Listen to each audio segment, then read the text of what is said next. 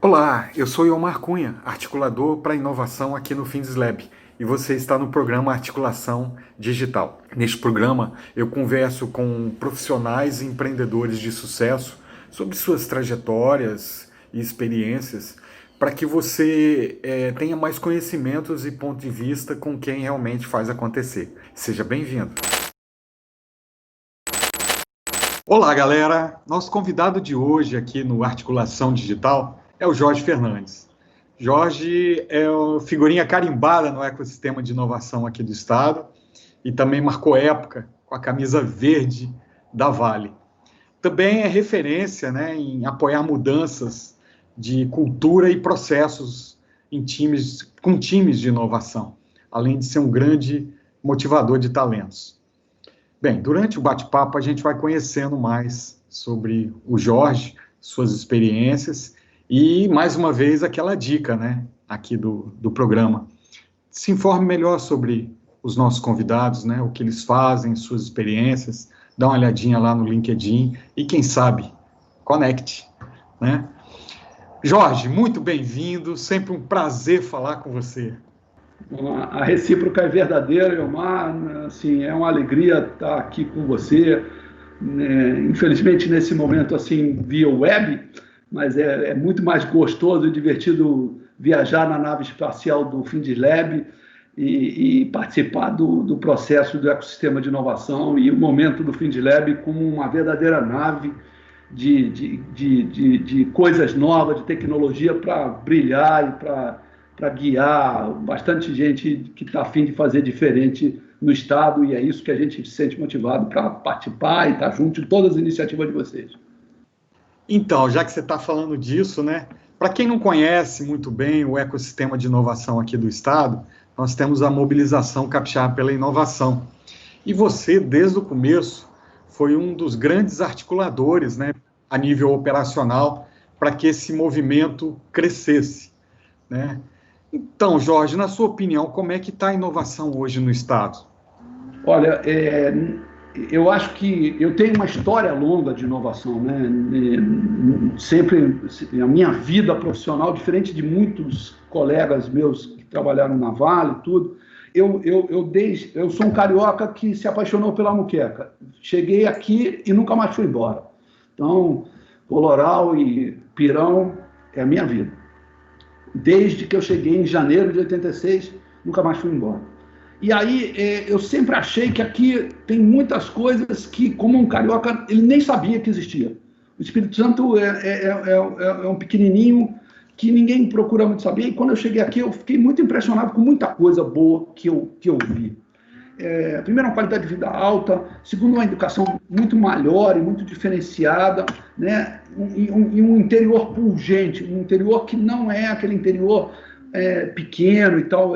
Tem diversos núcleos regionais que tem núcleos de pessoas e gente fazendo coisas muito legais, né? Muito legais. Então, assim, o que eu acho do MCI, que é o Movimento Capixaba para a Inovação, que foi o caminho, foi o passo de coordenação de uma coisa que sempre aconteceu. Gente boa, dedicada, com competência, fazendo diferente e fazendo melhor pelo Estado.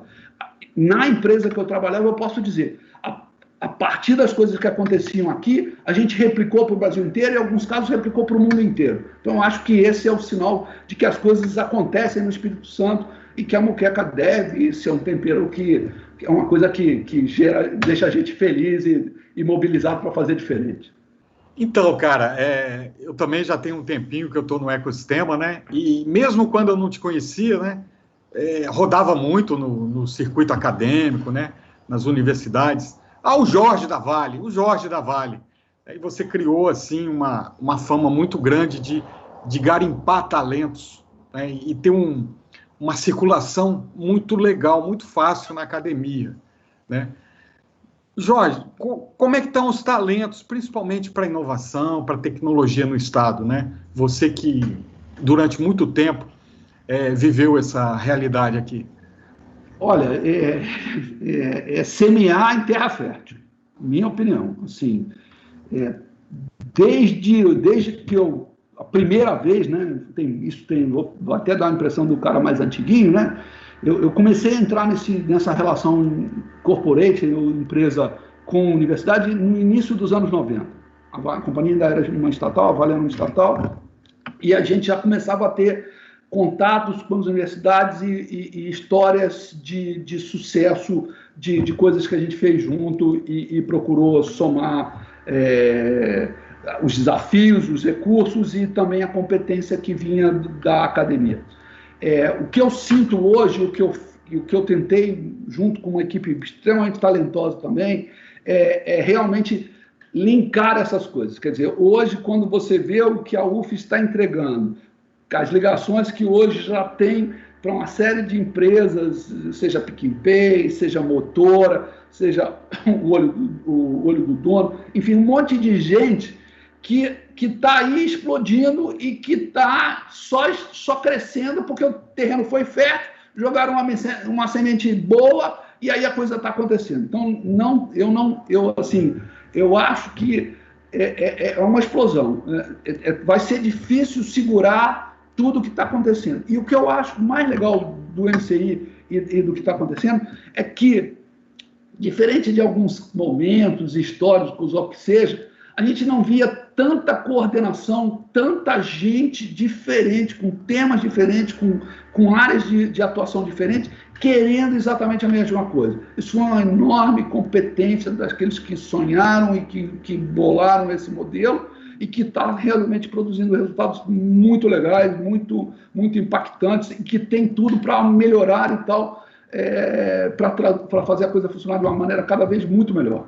Eu fico orgulhoso e satisfeito.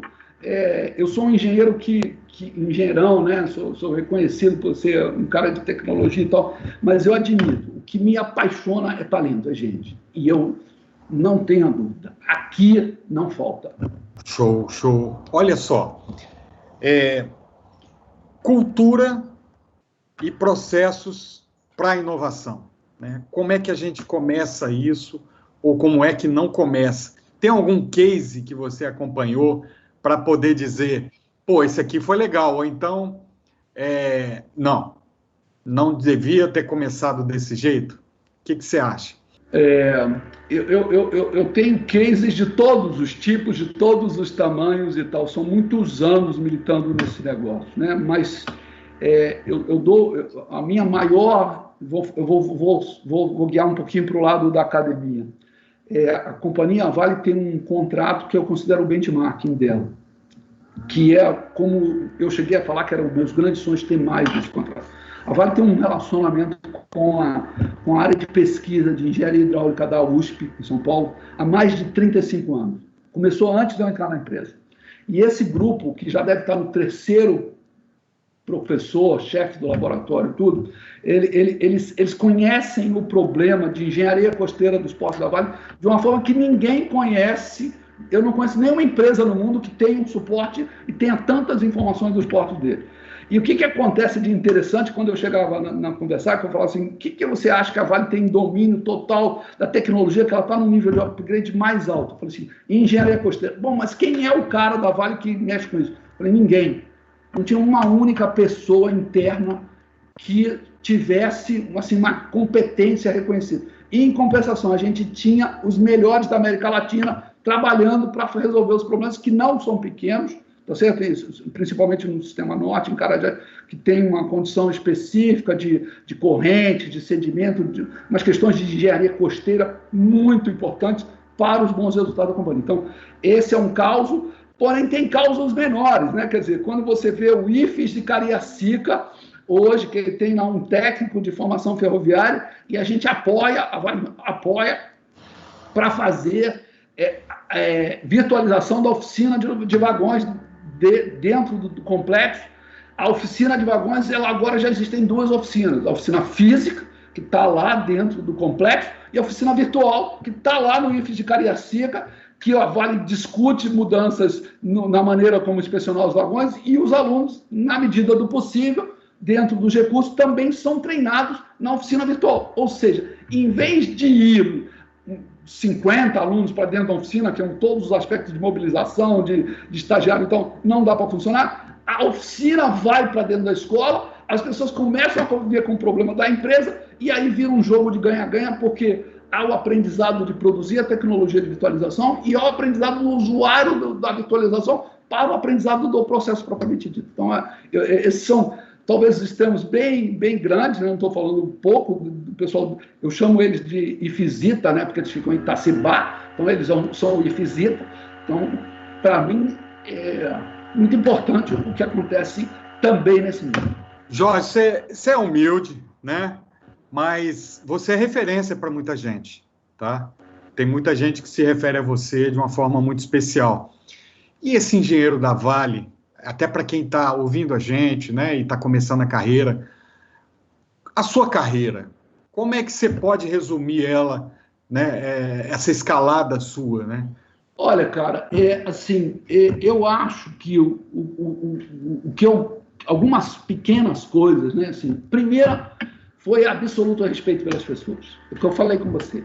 Por mais que eu tivesse uma corporate do tamanho da Vale, ela te dá todas as oportunidades de você estar disponível, recursos que os drones da Vale são bons, os computadores da Vale são excelentes, o equipamento que a Vale tem é um top.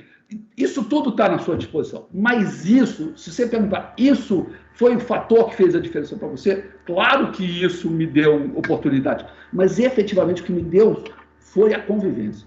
Eu lidei com gente de alta competência e aprender e aceitar que eu estava aprendendo o tempo todo sempre me deu uma satisfação. Eu sempre falei o seguinte, quem me sustentava, eu cheguei a ser gerente de, sei lá, 500, 700 pessoas, quem me sustentava era a base, quem me puxava era meus chefes, eles que me puxavam para cima e tal. Mas quem me sustentava, quem me garantia, era a maneira como eu tratava e como eu desafiava quem estava perto de mim. Então, eu acho que isso era interno, mas ao mesmo tempo a convivência com pessoas de competência, com vontade de fazer, isso deu oportunidade. E por conta dessa convivência, essa vontade de um ajudar o outro, mesmo dentro... eu nunca vivi dentro de uma corporate aquele negócio de eu não vou passar isso. Eu sempre achei que ao passar eu estava criando um elo muito forte e fazer junto com alguém me tornava um remador dentro do mesmo barco que se eu não precisasse agora, no futuro eu ia precisar. Então não era por eu te ajudo agora, não, sem esse compromisso. Era porque junto eu conseguia fazer mais e lá na frente aquilo sempre ficava com a oportunidade que nós dois crescemos. Eu acho que esse foi o grande...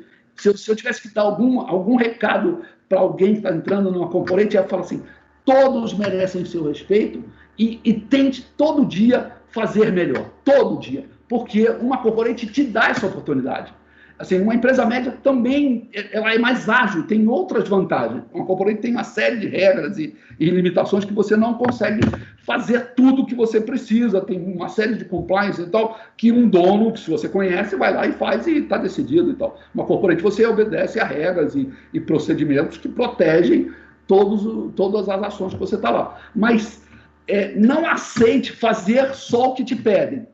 Tente aprender o máximo, porque uma empresa do tamanho de Vale, Petrobras, de AMT, de Aracruz, de Samarco, estou falando só das maiores do estado, mas tem N situação de Fiat, o Braskem, enfim, qualquer outra empresa grande e tal, eu posso falar das grandes, porque essa eu convivi, ela te dá uma oportunidade dos recursos, mas olhe para o lado e veja o desafio que ainda ninguém resolveu. Veja quem entende daquele desafio até agora e às vezes aquela pessoa não tem o tempo e não tem o processo de inovação que você que está chegando pode trazer para ali.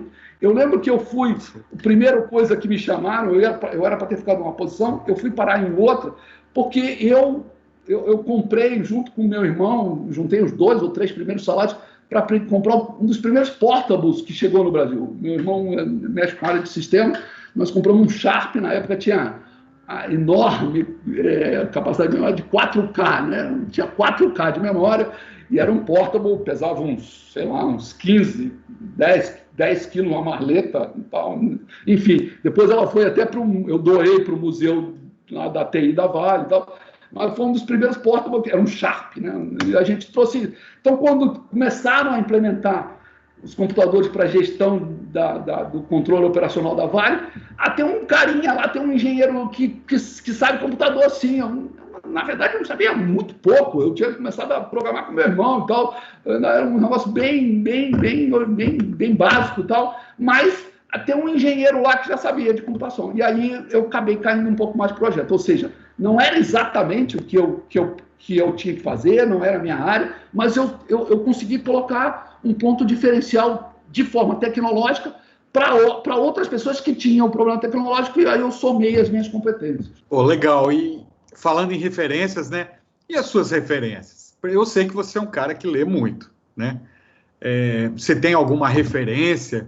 Ou tem aquele livro de cabeceira que você indica para quem está começando, ou para quem quer se estruturar na carreira, ou mesmo como lição de vida?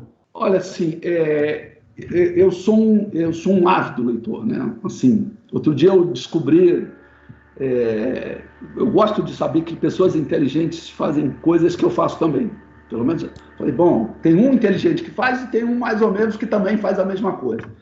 E eu descobri que o Bill Gates, ele tira férias para ler livros, né? Ele faz isso.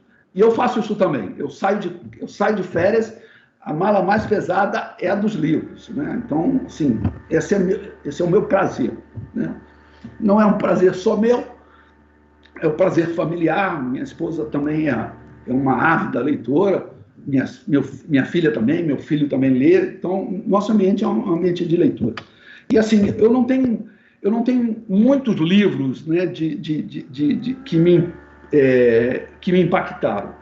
Eu acho que eu vou ter que ser excessivamente vaidoso nesse momento aqui. Mas eu tive uma situação, falando de pessoas primeiro, né? Depois eu vou voltar no livro. Porque eu me lembrei do caos e eu vou ter que abrir mão da minha... eu vou ter que ser vaidoso aqui. Peço desculpas a quem estiver me ouvindo, mas porque foi verdadeiro. Eu sempre sonhei em ter alguém para ser meu líder. Alguém... E uma pessoa, uma vez, um jovem, me fez essa pergunta. Uma pessoa que me conhecia bem, que gostava de mim, que gostava de trabalhar comigo. E ele falou assim, Jorge, quem foi... A mesma pergunta a você. Quem foi esse cara que você encontrou, que você trabalhou, que foi... Ou não foi seu chefe, mas estava ali do lado e tal, e que você fala assim, porra, eu queria ser esse cara é o que eu queria ser. Infelizmente, eu nunca conheci essa pessoa. Infelizmente, eu não tenho essa pessoa. Eu nunca achei uma pessoa que eu conseguisse olhar para ela, e aí eu estou sendo extremamente vaidoso. Falando, cara, você mora numa corporação tão grande, você não viu isso. Eu ouvi histórias. A pessoa que eu mais respeito na minha vida, como profissional, foi o Dr. Eliezer Batista. Mas eu não conheci pessoalmente. Então, sei a história dele. Na verdade, um único momento, eu encontrei com ele na companhia, depois eu conto esse causinho. Mas eu não tive essa pessoa que eu convivi, que eu pude me guiar. E aí eu dei essa resposta pro rapaz e tal. Falei assim, olha, lamento, eu não vivi isso e tal. Eu não tenho essa pessoa para te dar, que não fui eu, foi fulano e tal. Aí ele falou assim, Jorge, azar o seu. O que ele quis dizer, na época, é que ele tinha, que era eu. Sim. Eu já ouvi de outras pessoas. Isso é muito bonito. Isso é muito legal. Né? Então, foi isso. E doutor Eliezer, já que eu contei o casinho dele, eu era um engenheiro... Poucos engenheiros falavam inglês, né? Quando eu cheguei e tal, tinham fluência. Isso você tem que, de novo, voltando à questão do jovem que está entrando, seja diferenciado, crie alguma coisa que bote você um pouquinho. Eu gosto da frase famosa, aí, não é tão famosa assim, que em corrida de cavalos bons só se ganha por focinho. Você não corre atrás de pangaré. Se você não esticar o seu focinho, não é para o mal, é para você. Você tem que ter uma esticada de focinho um pouquinho maior para poder se ganhar a corrida. A corrida e não é corrida para objetivo, não. É para você poder ter as oportunidades. É com esse foco. E aí eu falava inglês, e aí teve uma missão com japoneses, e o doutor Eliezer estava presente. Então, e aí eu acompanhei muito mais para ser o último dos engenheiros, lá, o cara para abrir a porta, sei lá o que era, mas alguém falava inglês. Né? Juntaram lá e mandaram eu. E aí ele subiu numa parte lá, e eu fiquei meio de longe, tal, aquele meio cerimonialista na época, no meio dos anos 80. E aí ele falando de que ia construir uns silos, que ia botar grãos em Tubarão, e eu não tinha visto nada disso. Eu era um engenheiro que estava trabalhando no planejamento, eu nunca tinha visto esse projeto, não sabia de nada e tal. Eu falei, cara, pô, meu Deus, eu preciso saber desse projeto. Que projeto é esse? Eu nunca tinha ouvido falar, onde está esse negócio e tal.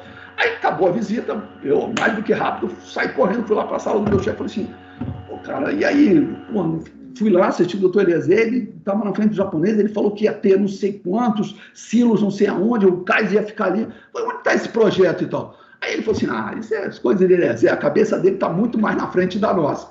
Cara, não demorou 5 anos, Jeromar, e começou a construção dos silos de grão, o Tubarão começou a operar grão e foi coordenado, então, ou seja, a cabeça do cara estava realmente acima e na frente de qualquer outra pessoa que estava, inclusive, convivendo ali. Então, se eu tenho uma referência na vida, é do Dr. Eliezer, mas eu não tive a convivência com ele. Eu já vi o filme da vida dele, Engenheiro do Brasil, acho que 2, 3 vezes. Então, é a pessoa que eu tenho como referência. Tá. Não de convivência, mas como diz. E eu acho que de livros eu tenho alguns que eu adoro, e são muito recentes.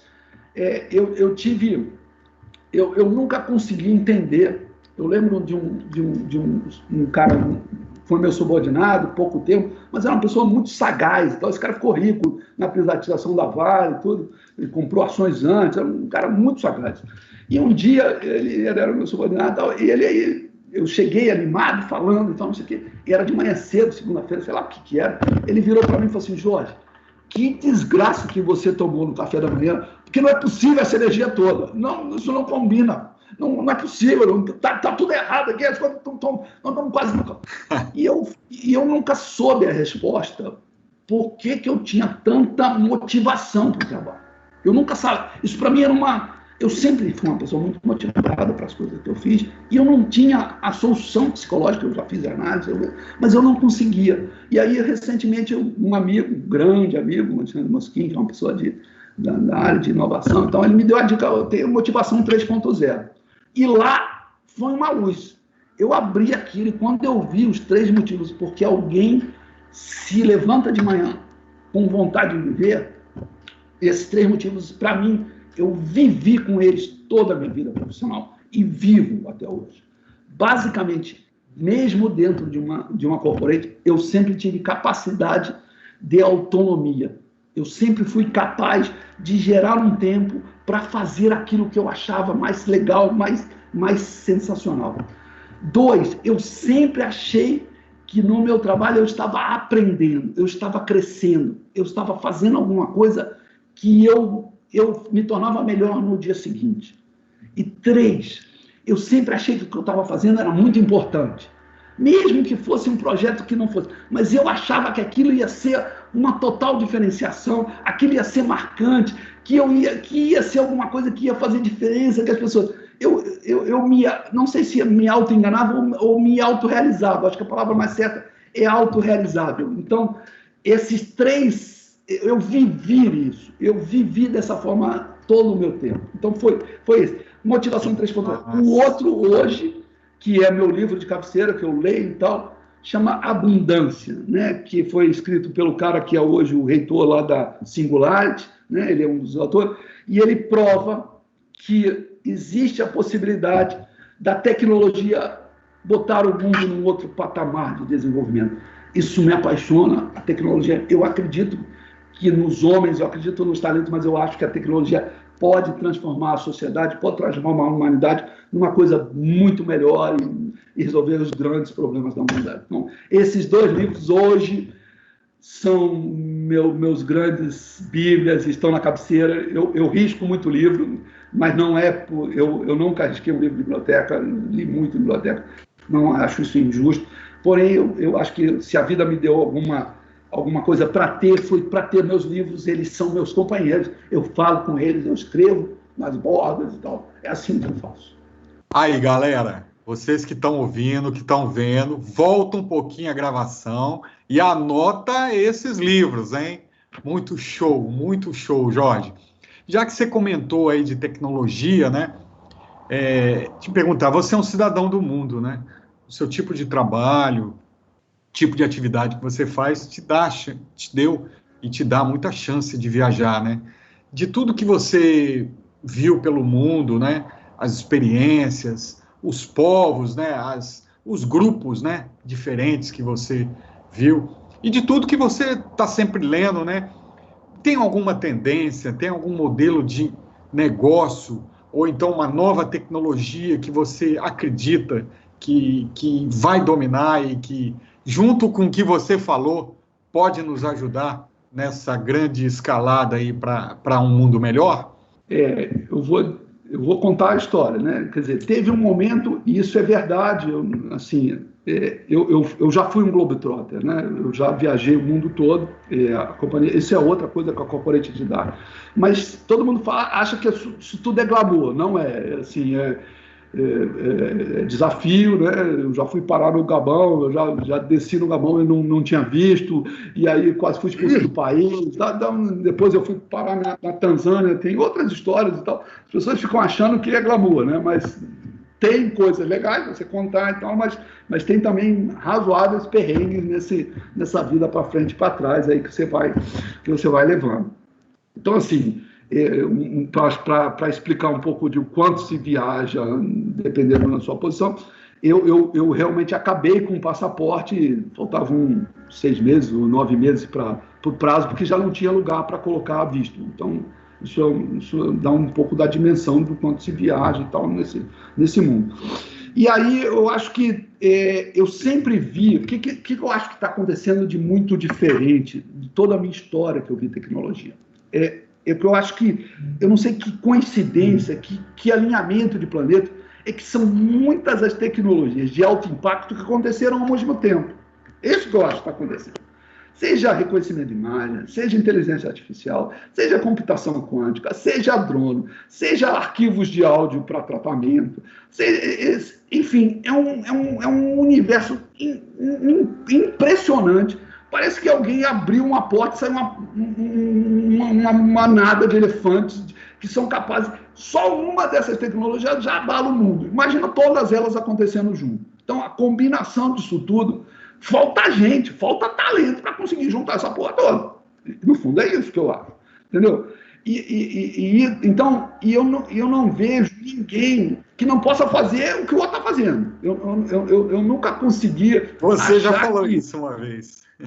Brasileiro, capixaba, né? Não consegue fazer. Eu não acho isso. Não acho. Eu nunca vi assim nada que o cara, porque o cara é sueco ou porque o cara é alemão, ele vai conseguir fazer e o cara lá do brasileiro não vai conseguir fazer. Não acredito nisso. Eu já fui na Alemanha, um dos maiores núcleos de inovação tecnológica da Alemanha, e se eu tirar você e botar você lá dentro daquele ecossistema ali de Unicamp, São Paulo lá, ou mesmo Santa Catarina, Blumenau, Jaraguá, ou lá embaixo Caxias do Sul e tal, você você não sabe, se você estiver em Santa Catarina, então você nem sabe que está fora do Brasil, você acha que está na Alemanha, porque só que se eles não falarem português, você acha que está na Alemanha. Então, eu não acho isso. A gente não está condenado regionalmente a nenhuma coisa que não seja o que a gente queira. Isso eu não acredito. Agora, eu sempre fui para alguns lugares, eu sempre fui para qualquer lugar com ânsia de aprender. Eu sempre fui um aprendiz e vou ser a minha vida toda.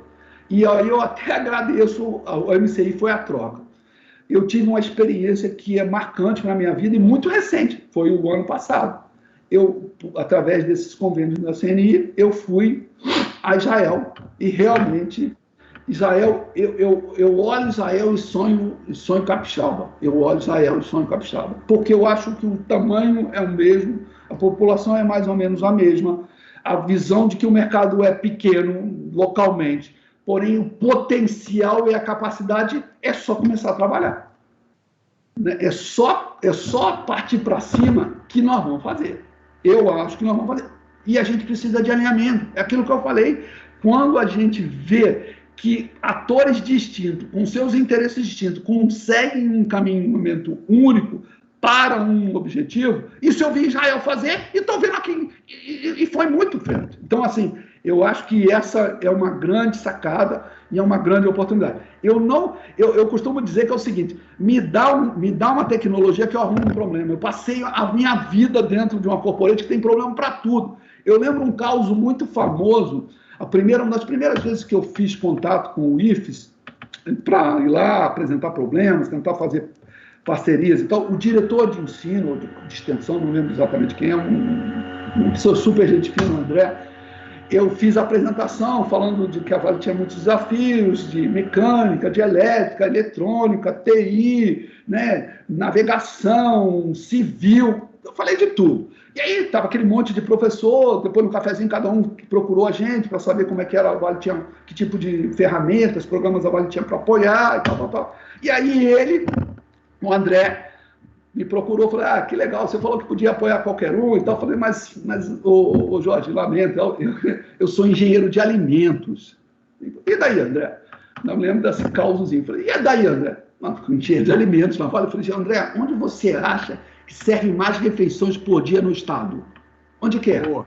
Quem mais consome alface nesse estado aqui, se você não somar todas as escolas do estado, ou todos os presídios, ou todos os quartéis da Polícia Militar, porque cada um faz o seu, eu te digo a você, é muita comida que faz no Complexo Tubarão, e quando, a única vez, poucas pessoas até sabem isso, quando teve aquelas questões de segurança, que o estado infelizmente viveu, foi um dos momentos mais críticos para o funcionamento, que Tubarão nunca parou, nem um dia em toda a história dele, por umas questões aí, pelo menos que eu me lembro aqui, estou me lembrando aqui.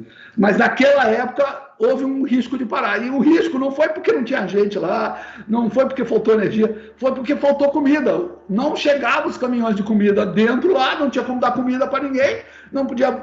Como que ia alimentar os operários que estavam lá dentro, as pessoas, os engenheiros, os técnicos, todo mundo, não tinha comida. Então, ou seja, até para engenheiro de alimentos, uma corporate tem belos problemas e belas soluções e tem desafio e é muita coisa. Então, não se ache excluído de nada, não ache que você não tenha colaborado, porque pode ter certeza, se você for um talento, se você estiver esticando seu pescoço naquela corrida de cavalos bons, vai aparecer quem queira ser o tratador, quem queira correr com você. Pode ficar tranquilo, você vai achar alguém para estar junto com você. Jorge, a gente podia ficar conversando aqui por muito tempo, tá? Eu queria te agradecer a presença, o aceite, né, do convite de estar aqui com a gente. Quem sabe a gente cria parte 2 algum dia, né?